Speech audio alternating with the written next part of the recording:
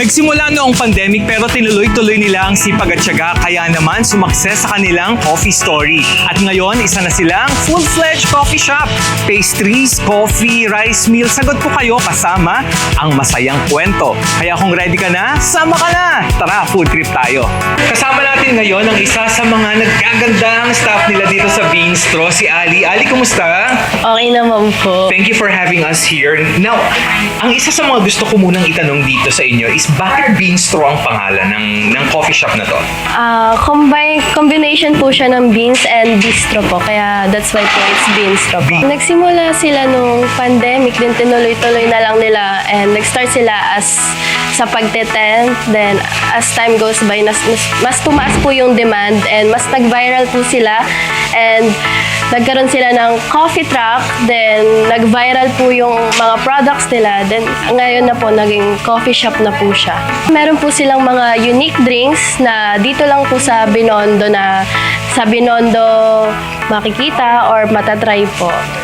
So, isa sa mga titikman ko mamaya, isa sa mga sandamakmak na kapeng titikman ko mamaya, ay yung mga kakaibang flavors, yung mga unique flavors ng Beanstro. Kaya naman, I cannot wait dahil alam kong ibang klase yung flavors na may bibigay nila sa atin. Kaya naman yung mga tao pumupunta dito at dinadayo yung Beanstro, di ba? Yes. At maliban dyan, ang balita ko, meron din kayong Mango sticky rice po. Kumbaga, so at least alam natin na itong matcha sticky rice nila medyo balance ang flavor. Tama ba? Yes po. So panonoorin ka na namin sa paggawa mo ng matcha sticky rice. Let's do it! Big chunks of mangoes po sa baba. Then, yung ating sticky rice.